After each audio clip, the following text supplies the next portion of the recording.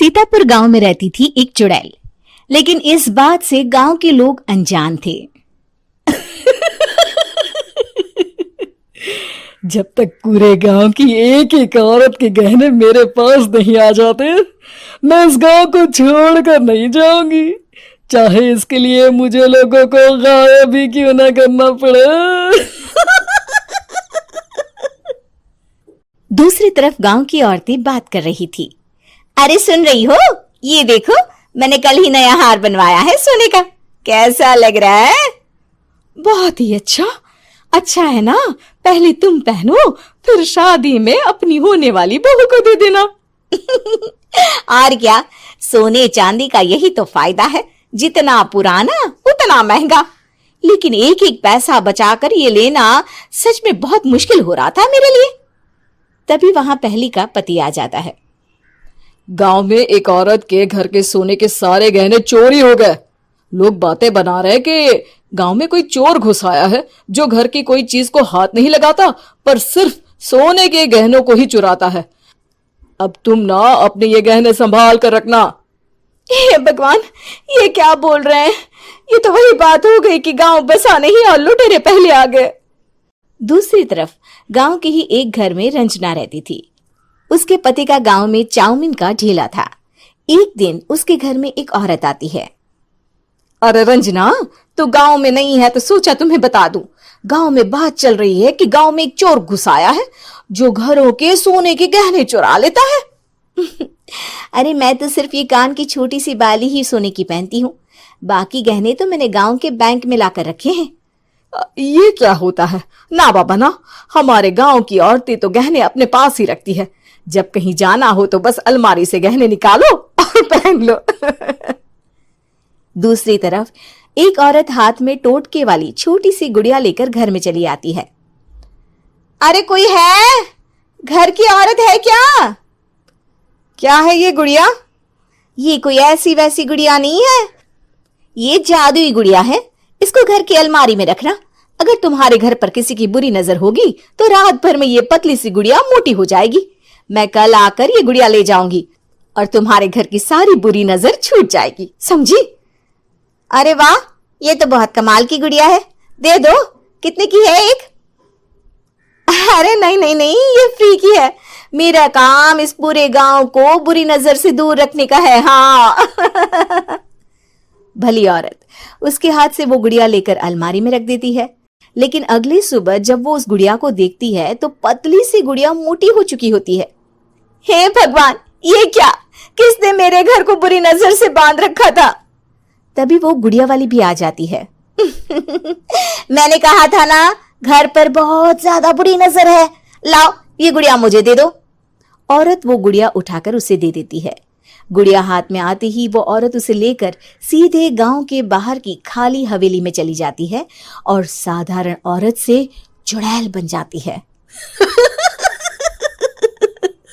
अरे पगली, गांव वाली इस गुड़िया के पेट में तेरे घर के सारे गहने हैं। इतना बोलकर वो गुड़िया को फाड़ देती है और सारे गहने निकाल लेती है।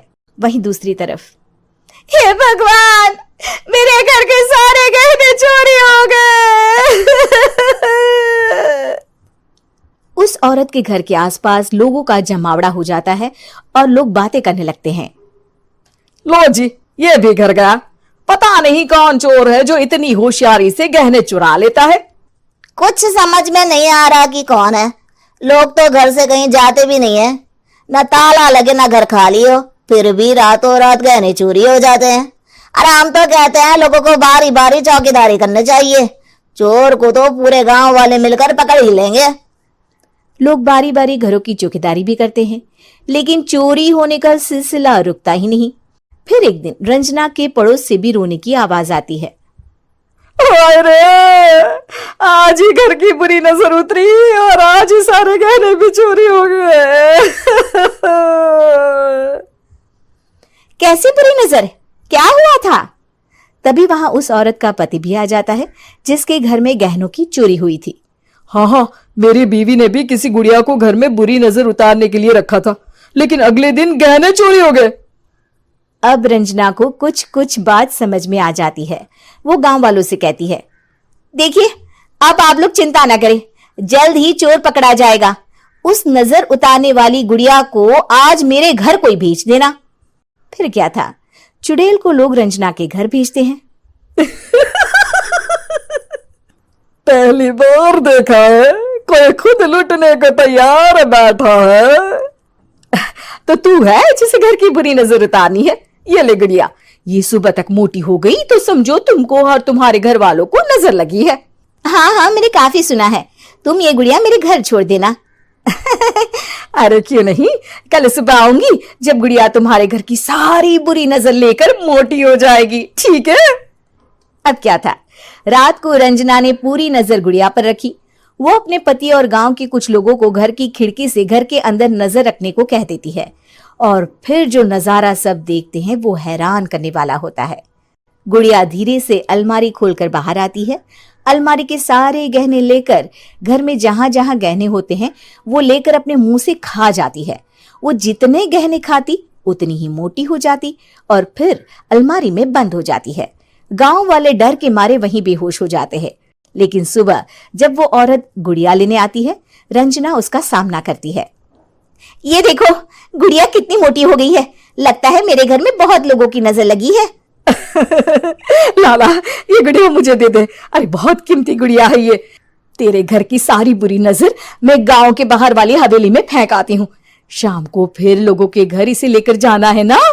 इसमें तो मेरी जान बसती है, जान। रंजना गुड़िया को चुड़ैल की तरफ बढ़ा देती है, लेकिन फिर वापस ले लेती है और गुड़िया के हाथ मोड़ देती है। जैसे ही गुड़िया के हाथ मोड़ती है, चुड़ैल का हाथ भी मुड़ जाता है। अच्छा, तो ये वो गुड़िया है जिसमें तुम्हारी जान बसती है। अब सुन चुड़ैल, तेरी सारी हकीकत सबके सामने आ गई है। या तो गांव वालों के गहने लौटा दे, नहीं तो मैं इस गुड़िया की गर्दन मोड़ दूंगी। चुड़ैल डर जाती है। अरे नहीं नहीं, मेरी गुड़िया दे दो, मैं सबके गहने वापस कर दूंगी। ठीक है, अब भी जा और सबके सारे गहने वापस कर। चल निकल यहां से। चुड़ैल सबके गहने लौटाकर रंजना के पास आती है। ला दे मेरी गुड़िया रंजना, इसके अंदर के गहने निकाल ले, लेकिन गुड़िया वापस दे दे। लेकिन रंजना जानती थी कि जैसे ही गुड़िया चुड़ैल को देगी उसकी शक्ति वापस आ जाएगी। चुड़ैल, तू तो चुड़ैल ही रहेगी, ये मैं जानती हूँ। अरे नहीं नहीं नहीं, मैं गांव छोड़कर चली जाऊंगी, किसी को परेशान नहीं करूंगी, वादा करती हूँ मैं। लेकिन रंजना उसकी एक बात नहीं सुनती और गुड़िया का सर उसके शरीर से अलग कर देती है। चुड़ैल सर अलग होती ही गायब हो जाती है। गांव वाले रंजना के साहस और बुद्धि की खूब प्रशंसा करते हैं।